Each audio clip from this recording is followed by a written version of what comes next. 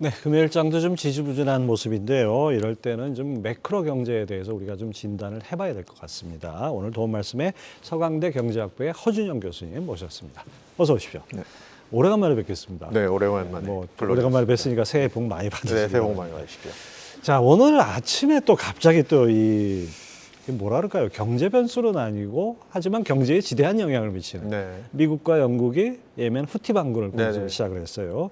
이게 혹시 확전 가능성 이 부분이 가장 우려되는 거 아니겠습니까? 어떻게 보십니까? 네, 맞습니다. 사실은 저희가 작년 10월 8일 날 이스라엘 하마스 전쟁 개전됐을 때 사실 제일 걱정됐던 게 요게 요 국지전으로 끝나면 괜찮은데 이란이 개입하기 시작하면 하마스 배후에 있는 이란이 개입하기 시작하면 이거 사태가 커진다라고 생각을 했었는데 다행히도 지금까지는 그런 일은 크게 눈에 띄는 건 없었는데요. 지금 뭐 며칠 전에 이제 후티 반군이 미국 상선 공격한 거, 거기다가 또 호르무즈 해협, 그러니까 홍해에서 벌어졌던 일이 그 일이고 그 옆에 호르무즈 해협에서 또 미국의 유조선 건드린 거 이런 부분들이 지금 이란이 공격한 부분이 또 있지 않습니까? 그래서 이게 약간 좀 확전 가능성이 보이는 거 아니야라고 생각을 할 수밖에 없을 것 같고요. 지금 그러면 뭐 결과적으로 저희가 가장 중요하게 보는 글로벌 매크로 베리어블 중에 하나가 결국 CPI인데 미국의 CPI인데 미국의 CPI 이걸 또 건드릴 수밖에 없는 부분이 있지 않나라는 생각이 들고 그러다 보면 결국은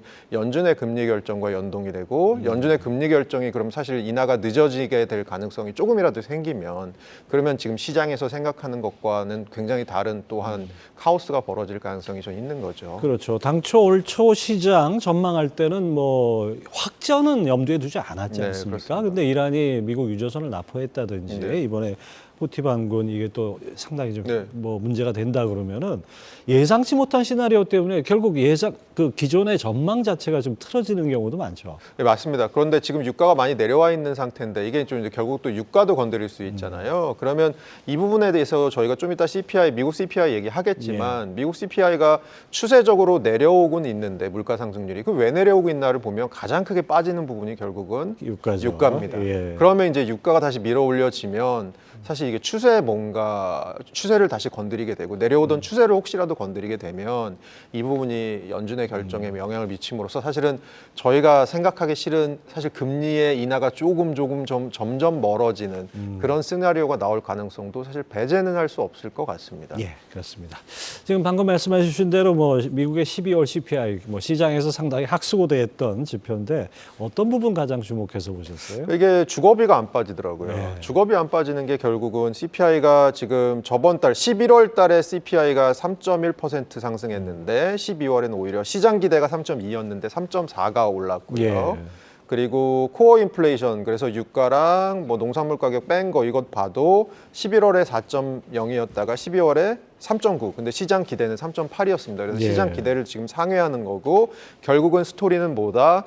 인플레이션이 생각보다 굉장히 더디게 내려오는구나. 혹은 내려오다가 이렇게 튀기도 하는구나 라는 사실을 저희가 알게 된 거고요. 가장 많이 튄 부분은 결국은 주거비가 미국에서 전월 대비 0.5% 상승해서 이 부분이 CPI를 밀어 올리는데 가장 큰 역할을 한 것 같고요. 지금 이제 이런 생각하실 분들 계실 거예요. 사실 연준에서 바라보고 있는 물가 지표는 CPI가 아니잖아. 개인 소비 지출 물가 지수잖아 라고 보면 사실은 CPI랑 개인 소비 지출 물가 지수가 굉장히 비슷하게 이제까지 움직이고 있었습니다. 그리고 뭐 그것도 반론을 제시하실 분 중에 아니 주거비 비중이 CPI는 좀 더 높고 PCE에서는 좀 더 낮지 않습니까? 그래서 PCE는 조금 다른 스토리가 나올 가능성도 있지 않아?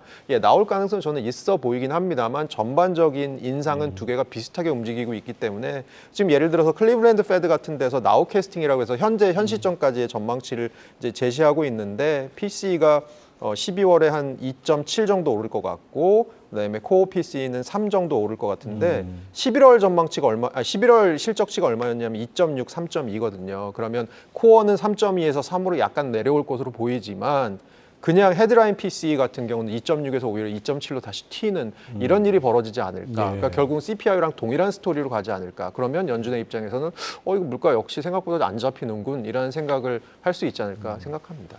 그렇지만은 뭐 이거 연준이 뭐 매달 한 달치 갖고 생각이 왔다 갔다 하는 건 아니지 않습니까? 어떤 이동 평균 같은 걸 좀 뭐 한 6개월 정도 텀을 두고 봐서 이 추세가 만약에 올라간다 그러면 그때는 좀 액션이 달라지겠죠? 맞습니다. 그래서 이제 저희 교통 그 과속 단속하는 거 보면 시점 단속이 있고 구간 단속이 있지 않습니까? 연준은 구간 단속을 하는 데죠. 그러니까 시점 단속이 아니고요. 비유가 아주 적절하십니다. 구간 단속 구간에 와 있다. 이렇게 그런 것 같습니다.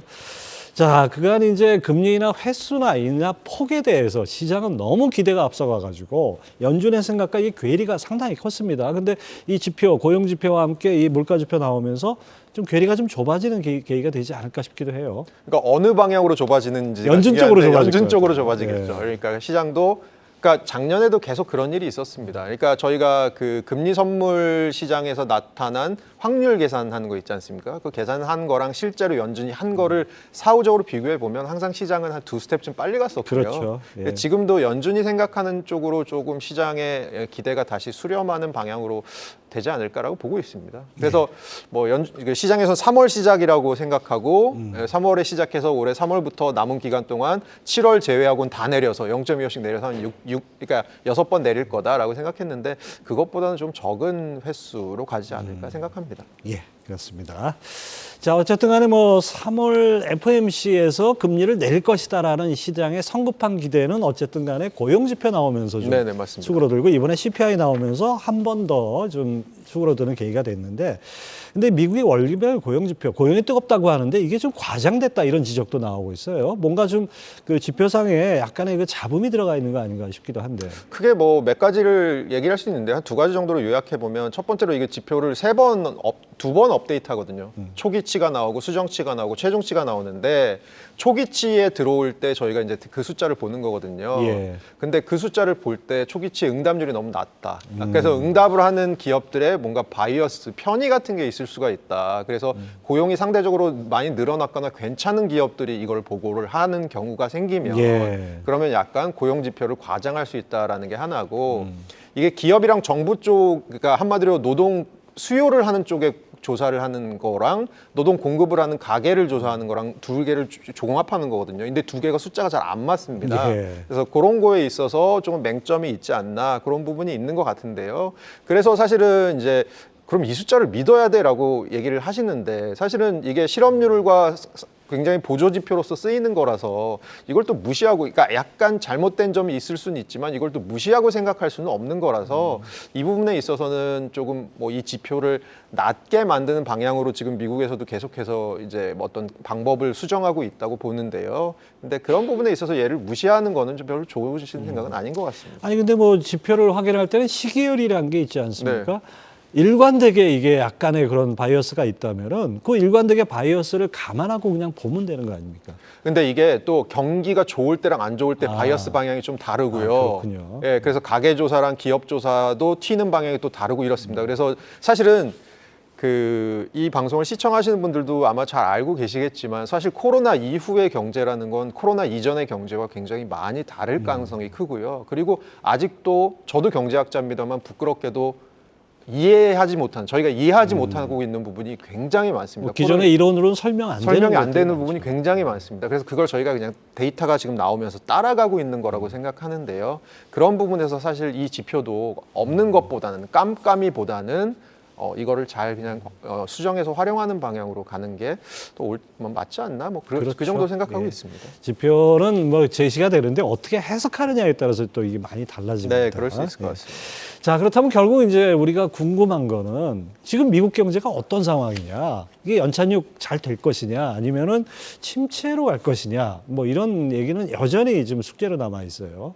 근데 이제 결국은 선택을 해야 되는 입장인데요. 지금 월가에서는 가끔씩 그런 얘기 이제 계속 신문에도 보도되지 않습니까? 이거 생각보다 우리 침체 사이드로 빨리 가고 있는데 연준만 모르고 있다라고 얘기를 하잖아요. 근데 이제 저는 사실 연준에서 얘기하는 걸 좀 믿는 편인데 그것만 믿는 게 아니고 사실 연준에서 또 뭘 하냐면 백악관에서 그 안에 있는 카운슬이 있지 않습니까? 그 예. 안에 이제 백악관의 경제 협의체 같은 게 있지 않습니까? 그럼 그 안에 또 이코노미스트들이 있어서 백악관 나름대로도 미국 경제를 계속 실시간으로 모니터링 하잖아요. 근데 제가 알기로는 요 둘이 만나서 가끔씩은 서로 정보를 공유하고 합니다.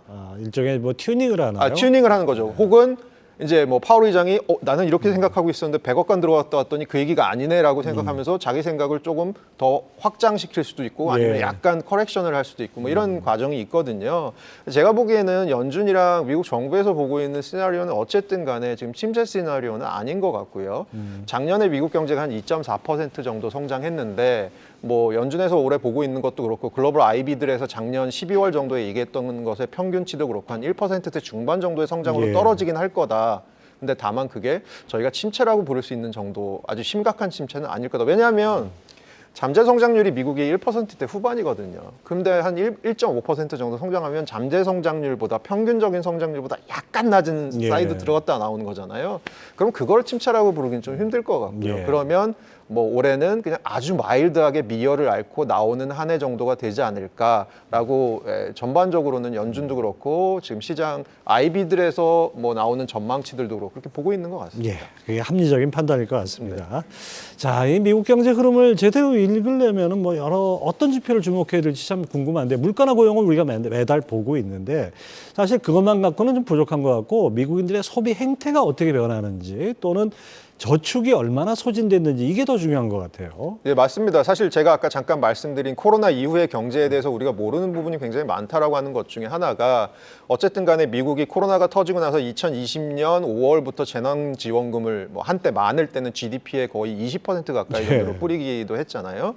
그것들이 지금 가계에 저축으로 남아있는 부분이 있고 거기다가 코로나 때 나가서 소비하지 못한 부분이 있기 때문에 그것도 아마 저축으로 쌓여 있을 겁니다. 거기다가 지금 미국의 고용시장 저희가 계속 그냥 생각보다 뭐 지표 자체가 약간 문제가 있을 수는 있지만 고용시장 괜찮다고 보고 있잖아요. 예, 여기다가 뭐 사실 미국의 그 서비스에 대한 소비와 아니면 재화와 용역에 대한 소비 이런 것들의 구성도 아마 코로나 이전과 이후가 굉장히 달라졌을 거고요. 그리고 코로나를 겪으면서 특히 젊은 세대들에서 이게 인생이라는 게 별 크게 의미가 없구나. 내가 조금 더 그냥 쓸 수 있을 때 쓰고 죽는 것이 좋겠다라고 생각하는 그런 문화도 조금 더 넓어졌을 수도 있고요. 여러 가지 그러면 아무래도 소비 성향 같은 게 좀 올라가니까 지금 미국은 결국은 경제를 뭐가 받치고 있냐? 소비가 받치고 있는 건데 그 소비가 받치고 있는 이유에는 아주 여러 가지가 있을 거라는 거죠.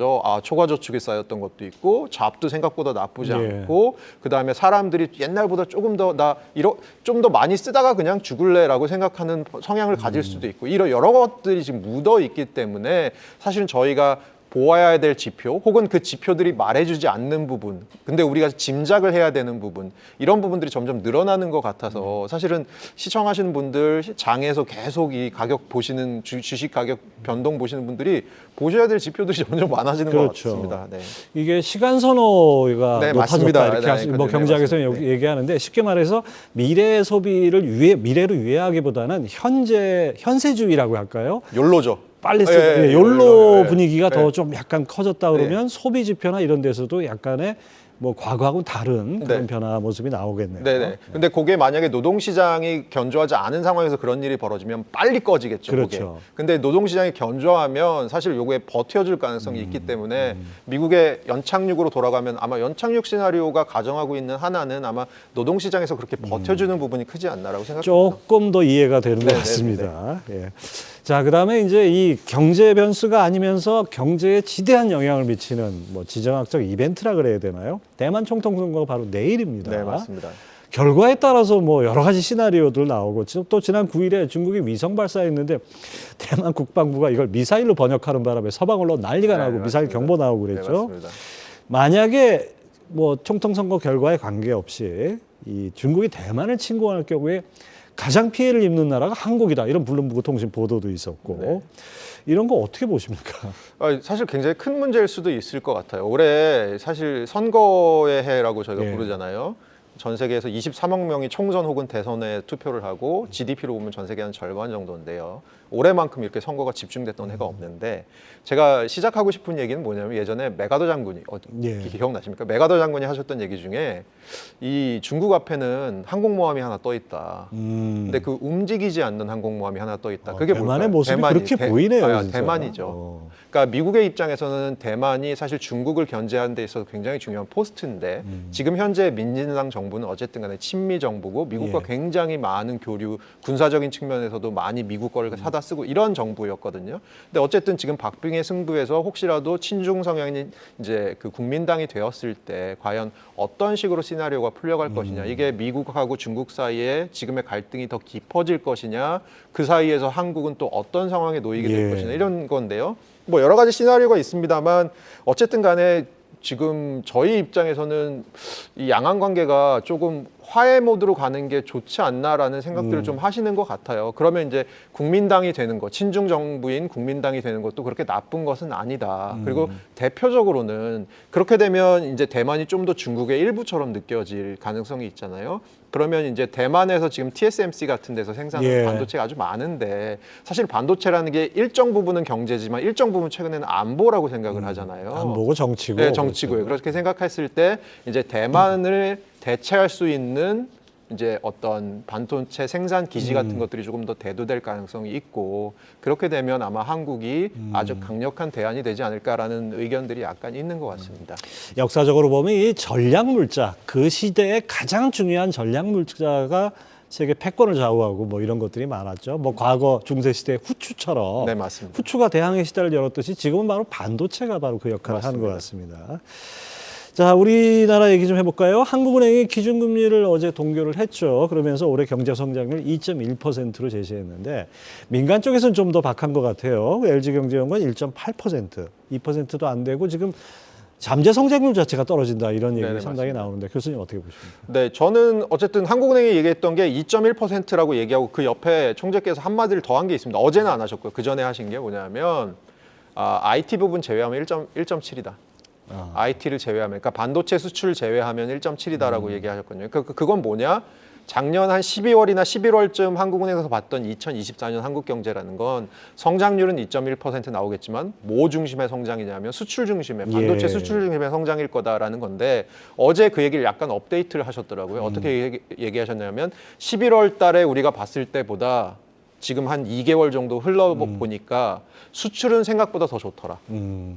근데 소비가 생각보다 더 안 좋더라. 그렇죠. 그래서 이게 서로 상쇄를 해서 결국 그냥 2.1의 전망은 동일하더라. 다만 구성이 바뀌었다라는 얘기를 했거든요. 그럼 올해는 어떤 성장일 거냐 하면 수출 중심의 성장일 것 같고, 근데 아무래도 수출 중심의 성장이라는 건 이제 기업들이 하는 성장이고 이것들이 경제 전반의 어떤 온도를 올리게 하기까지는 좀 시간이 걸리지 않습니까? 그런 측면에서 올해는 전반적으로 또 다른 조금 힘든 한 해이지 않을까라는 그런 느낌은 갖고 있습니다. 그렇죠. 수치상으로는 이제 기업 중심, 기업의 수출 중심이면 수치상으로 괜찮게 나오는데 그 경제 주체들 개개인들이 가게에서 체감하기에는 맞습니다. 이게 좀 시차가 많이 걸리죠. 예, 맞습니다. 예. 그래도 어쨌든 간에 우리 경제 무너지지 않고 버티는 거는 수출이 좀 살아나고 맞습니다. 있다는 거 아닌가 싶은데요. 근데 낙관만 하기에는 이 중국 경제 회복 더디고 여러 가지 변수들, 지정학적 변수들 있고 이거 어떻게 봐야 됩니까? 그러니까 두 가지인 것 같아요. 이제 중국 관련해서는 두 가지인 것 같은데 하나는 첫 번째 포인트는 중국이 올해 5% 성장할 거라고 얘기하고 있거든요. 정부에서는. 어떤 정부기관에서는 중부기관에서는 5% 넘게 성장할 거라고 얘기를 해요. 그러면 중국이 5% 정도 성장하면 나쁘지 않은 숫자인 것 같거든요. 첫째로는 중국이 그걸 성장을 그만큼 할 것이냐. 그 얘기는 이제 올해 부동산 이런 쪽의 문제들 이런 거 잘 정부가 매듭 지으면서 잘 넘어갈 것이냐. 물론 그 매듭이 하루 이틀에 지어질 수 있는 매듭은 그렇죠. 아닐 겁니다. 하지만 이것들을 단기적으로도 중국 정부가 잘 적극적으로 관리할 것이냐. 그러니까 저는 적극적이란 말이 되게 중요한 것 같거든요. 전 세계에서 경제 규모 비교해서 의사결정 구조가 가장 스트레이트한 데가 어디냐면 저는 중국이라고 생각하거든요. 당이 하는 거니까요. 그래서 중국 정부의 결심이 얼마나 중요할 거라고 생각하는데 그걸 해낼 거냐가 첫 번째고 두 번째 포인트가 저는 오히려 중요한 포인트라고 생각하는 건 중국이 예를 들어 5% 성장을 하더라도 예전만큼 우리의 수출이 글로 갈 거냐, 늘 거냐, 우리 걸 그만큼 사다 쓸 거냐. 왜냐하면 중국이 어쨌든 간에 내수 중심 성장을 하겠다, 산업 구조 고도화하겠다. 거기다가 미중 간에 지금 갈등이 좀 있으니까 이런 부분들에 있어서 우리가 수출이 생각보다 잘 풀릴 것이냐. 그러면 지금은 잘 풀리고 있는데 이게 하반기까지 이어지는지가 조금 관건일 것 같고요. 네. 제가 뭐 자주 강조드리지만 코로나 전과 후에 이 중국은 완전히 우리가 아는 중국이 아닌 것 같은 느낌이 많이 듭니다. 자, 요즘 부동산 PF 위기감도 크지만은 이 가계부채 우려는 뭐 계속해서 상수로 남아 있는 것 같습니다. 그 지난해 은행권 가계대출이 37조 늘었다 그러고 이 가계부채 뭐 늘어난 건 다 알고 사상 최대치란 건 다 아는데 어느 부분이 가장 좀 약한 고리가 될까요? 그러니까 저한테 혹시 가계부채에 대해서 여쭤보시면 전 두 가지 얘기를 먼저 드리고 싶은 게 첫째, 가계부채는 총량도 봐야 되지만 분포를 봐야 된다가 첫 번째고 왜냐하면 저희가 정부 부채를 생각하면 정부는 하나의 기관이지 않습니까? 그러니까 빌리는 주체가 명확하고 한데 가계라는 건 우리나라 수많은 가계들이 있으니까 분포를 봐야 된다. 누가 빌리느냐? 한마디로 빌릴 때 갚을 능력이 있는 사람이 빌리느냐 없는 사람이 빌리느냐를 봐야 된다는 게 첫 번째 포인트고요. 그다음에 두 번째 포인트 같은 경우는 그러니까 우리나라 같은 경우는 사실 요거를 가계부채를 뭐랑 같이 봐야 되냐면 주담배 비중이 너무 높기 때문에 주택가격이랑 같이 봐야 됩니다. 그럼 앞으로 주택가격이 어떻게 풀릴 것이냐도 되게 중요한데 결국은 그 관점에 있어서 첫 번째 포인트로 돌아가 보면 은행권에서 올 5월부터 다시 가계부채 늘기 시작했거든요. 누구에게 늘렸냐 보니까 주로 신용 좋고 소득 좋고 장년층 그다음에 주담대 중심으로 늘었거든요. 그럼 이거는 우리나라에서 주택만큼 사실 안전한 자산이 어디 있습니까? 그러면 결국은 안전한 쪽에서 갚을 수 있는 능력이 있는 사람들한테 늘어났다는 거잖아요. 그러면 결국은 스토리가 어느 쪽으로 가냐? 가계부채가 예를 들어서 부실화돼 갖고 막 주택가격이 막 엄청나게 빠져서 은행권의 부실로 갈 가능성은 거의 없다라고 보는 게 맞고요. 왜냐하면 은행들의 영업이익도 최근에는 너무 좋고요. 그럼 이게 결국 급성 질환이 될 가능성은 적습니다. 시스템 리스크로 가서 급성 질환이 될 가능성은 적은데 그럼 어느 쪽으로 갈 거냐? 만성 질환이 될 가능성이 있는 거죠. 저희 오늘 이제 앵커님이랑 초반에 얘기했지만 금리가 생각보다 이 고점이 길어질 가능성이 좀 있다라고 하면 결국은 부채 부담이 좀 길어질 가능성이 있는 거죠. 그러면 결국은 소비력을 쪼이면서 소비를 줄이게 되는 거죠. 근데 저희가 방금 전에 한국은행 얘기하면서 무슨 얘기했었죠? 올해는 수출 중심 반등일 것 같고 소비는 굉장히 저조할 것 같다라고 얘기했잖아요. 거기다가 한 스푼 더 얻는 거죠. 그렇게 되면 사실은 내수 불안이, 내수의 부진이 더 심각해질 가능성이. 덧붙여서 이제 자영업자 대출이 또 많지 않습니까? 네, 맞습니다. 이 부분이 좀 더 취약해질 가능성도 있겠네요. 네, 맞습니다. 자, 그다음에 최근에 이게 정부 정책을 보면 올해 경제 정책 방향도 그렇고 엊그저께인가요? 30년 이상 된 노후 아파트 안전 진단 면제해주겠다. 이런 것들 보면 정부가 이제 부동산 경기 이렇게 더 꺼지는 거는 좀 방치하지 않겠다는 의지가 좀 읽히는 것 같은데 이거 어떻게 좀 가능할까요?